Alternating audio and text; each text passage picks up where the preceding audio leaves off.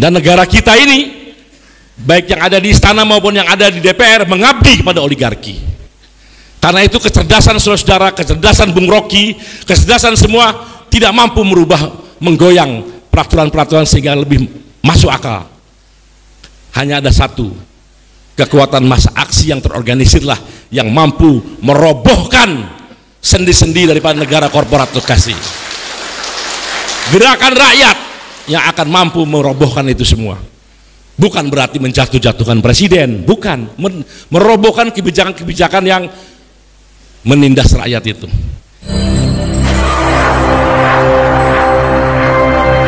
Faktor selanjutnya yaitu Ketua Umum DPP KSPSI Bapak Muhammad Jumur Hidayat.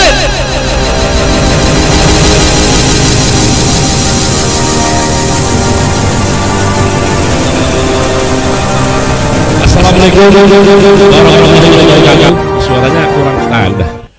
Halo buruh.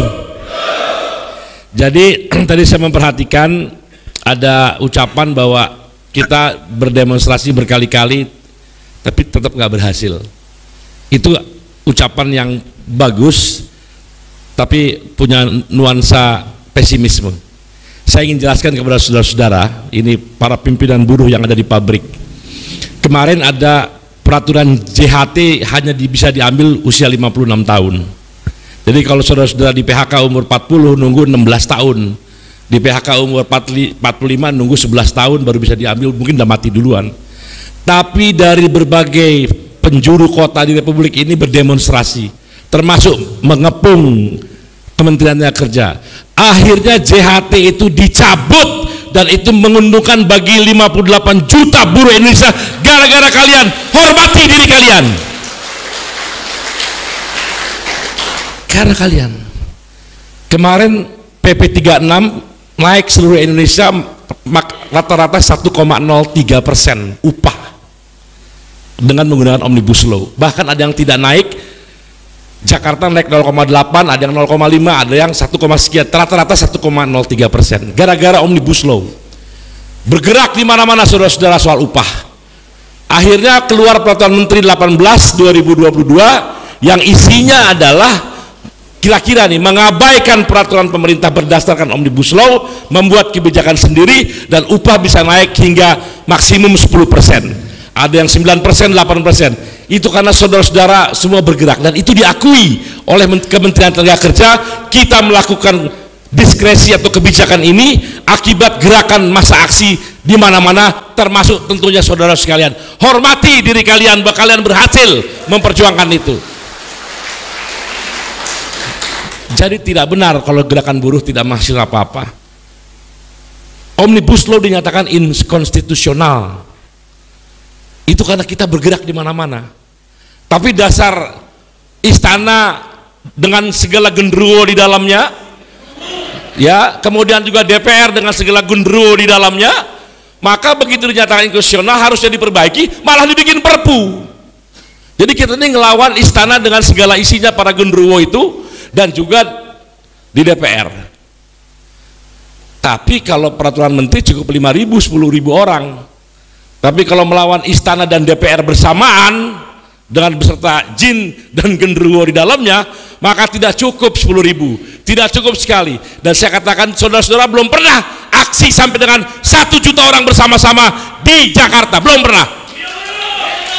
Kalau itu terjadi, maka saya bisa pastikan kalau itu saya sebagai presidennya pasti saya cabut ya, tapi itu kalau kita waras. Tapi kalau nggak waras itu ya bisa nggak dicabut juga, dan kita tidak pernah tahu apa yang akan terjadi gitu. Jadi saudara-saudara sekalian, waras itu tidak sesuai dengan akal sehat yang diajarkan Bung Rocky. Banyak kebijakan-kebijakan yang tidak waras, melanggar akal sehat, dan itulah yang akan kita lawan. Dalam negara korporatokrasi, yaitu negara yang dibimbing, yang dibentuk, yang diabdikan oleh kepada para pemilik modal atau sekarang oligarki, itu semua kehebatan ilmu pengetahuan, perdebatan, argumentasi tidak penting. Yang penting kata si penguasa itu, gue mau begini, lo mau apa? Itulah negara yang mengabdi kepada oligarki. Dan negara kita ini, baik yang ada di istana maupun yang ada di DPR, mengabdi kepada oligarki. Karena itu kecerdasan saudara-saudara, kecerdasan Bung Rocky, kecerdasan semua tidak mampu merubah, menggoyang peraturan-peraturan sehingga lebih masuk akal. Hanya ada satu, kekuatan massa aksi yang terorganisirlah yang mampu merobohkan sendi-sendi daripada negara korporatokrasi. Gerakan rakyat yang akan mampu merobohkan itu semua. Bukan berarti menjatuh-jatuhkan presiden, bukan, merobohkan kebijakan-kebijakan yang menindas rakyat itu. Saya ulangi sekali lagi, intinya gerakan rakyat adalah gerakan buruh. Paham ya?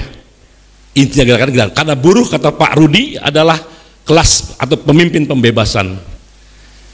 Intinya daripada gerakan buruh ya adalah apa? Serikat-serikat buruh. Jadi gerakan buruh intinya gerakan rakyat, gerakan serikat buruh intinya daripada gerakan buruh. Dan serikat buruh tidak mungkin bisa begitu saja bergerak tanpa ada pimpinan-pimpinan serikat buruh, di mana saudara-saudara sekarang hadir di tempat ini adalah para pimpinan serikat buruh di berbagai jenjang. Jadi saudara-saudara adalah intinya dari gerakan serikat buruh. Gerakan serikat buruh adalah intinya daripada gerakan buruh. Gerakan buruh adalah intinya daripada gerakan massa yang akan merubah peraturan yang menindas sehingga memerdekakan. Sehingga saudara-saudara adalah inti untuk perubahan Indonesia yang lebih baik, yang lebih Pancasila. Terima kasih, percaya diri, insya Allah kita akan bertemu di Jakarta. Mudah-mudahan Bung Rocky juga bisa ikutan di Jakarta, bukan hanya di ruangan ini. Terima kasih. Wassalamualaikum warahmatullahi wabarakatuh.